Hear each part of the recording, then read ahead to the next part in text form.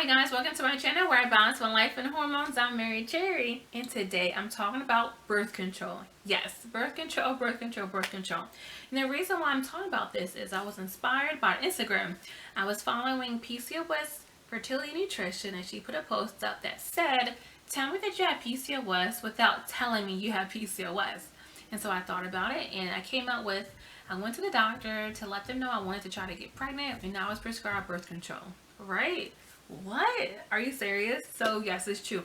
I actually been offered birth control twice in my life. 10 years ago when I was first diagnosed with PCOS, and just recently, present day. So October 2020, I went to my doctor and I was like, hey, I'm trying to get pregnant sometime in 2021.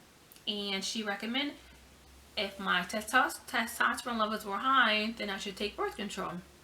Now, her reasoning was if my testosterone levels are high, and one of the effects of birth control is to lower testosterone. So if my testosterone levels are level, then my period can return, I can ovulate, and then I'll be able to conceive and get pregnant. So that's just assuming my testosterone is high. Not everyone with PCOS have high testosterone. And also, like, the pill is not a customized dosage. Like, it's not customized. So I'm gonna be taking the same birth control that you're taking, that anyone else is taking. So it's not saying like, I'm gonna take this amount to really focus on leveling my hormones, and that's not the case. That's not how birth control works. And that's also assuming that testosterone is the only hormone that's out of whack. Now, some women have a bad ratio or not a efficient ratio of LH and FSH, the follicle stimulating hormone.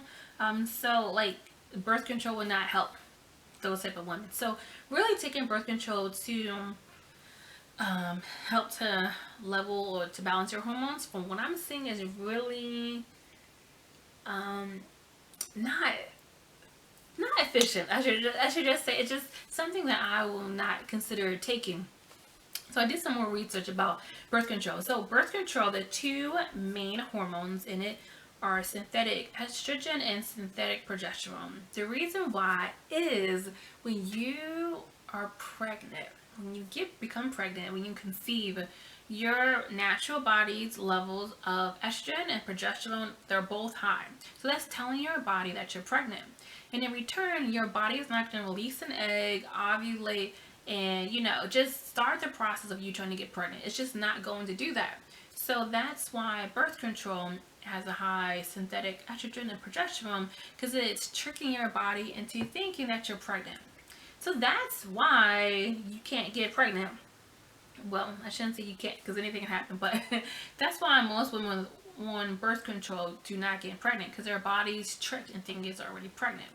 Now, you may want to know, why are women bleeding when they are on birth control? Why are they getting their cycle?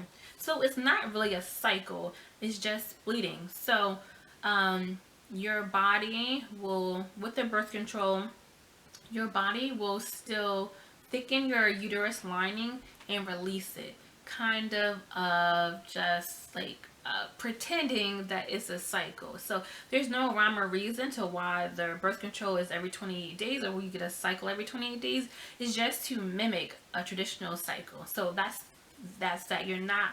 So traditionally, when you are menstruating, it's because your lining is thickening, and your lining is thickening, and also your body is grew an egg, and now it's releasing that egg. So you never grew an egg, and you're not releasing any egg. Yeah. So that's why most women, that's why you ovulate. I'm sorry, that's why you menstruate. That's why you're releasing your period, and that's not happening when you're on birth control pill. So the other things I've been researching, because I'm never taking birth control, so I do not personally have experience with taking the birth control pill. But for what I am seeing, some of the side effects of taking the pill are migraines, headaches, weight gain, water retention, mood swings, low libido, low sex drive.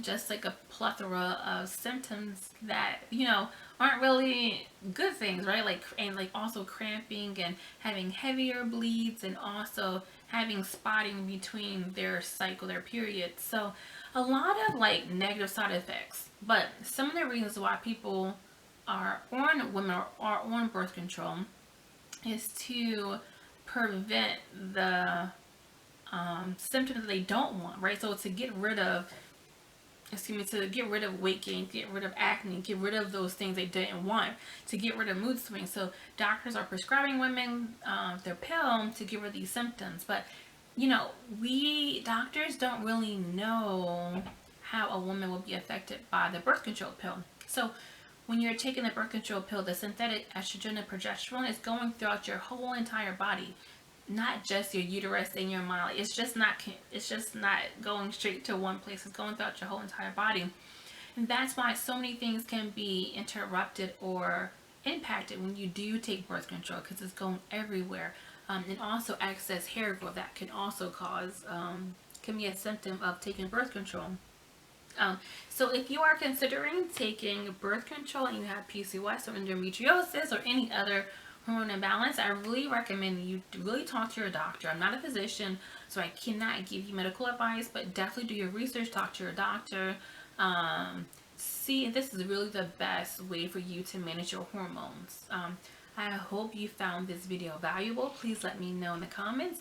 Let me know if you want me to take a deeper look into birth control, because I know so many women are on birth control. And I even found out that women who are on birth control for long periods of time, they also may have trouble getting pregnant because their body has to relearn how to ovulate. Because, you know, if you think about it, if you're on birth control for 10 years, your body thinks you've been pregnant for 10 years. And, like, that's, like, a crazy thing for your body to be tricked into thinking for so long, right? Like, I feel like that's not really a good idea. Anyway, so if you're taking it short-term or long-term, do your research. There's some really good information out there. Netflix even have a documentary about birth control. So look into that. It's called Sex Explained Birth Control. So take a look at that. Let me know in the comments if you're taking birth control, if you've been prescribed birth control, anything related to birth control. I'll be so interested to know your experience with that. And look out for next week. So next week's video, I'm going to talk about metformin, another often prescribed medication for women with PCOS. So I hope you enjoy this video. I hope you come back next week. And one last thing, in the comments, in the description box too, there's information on my weekly fertility call. That's going to be on Sundays at 7 a.m. Eastern Standard Time. So information on that, I hope to hear you on the conference call, fertility call this Sunday, and I hope to see you next Thursday on our next video. Have a great one. Thank you guys. Mwah.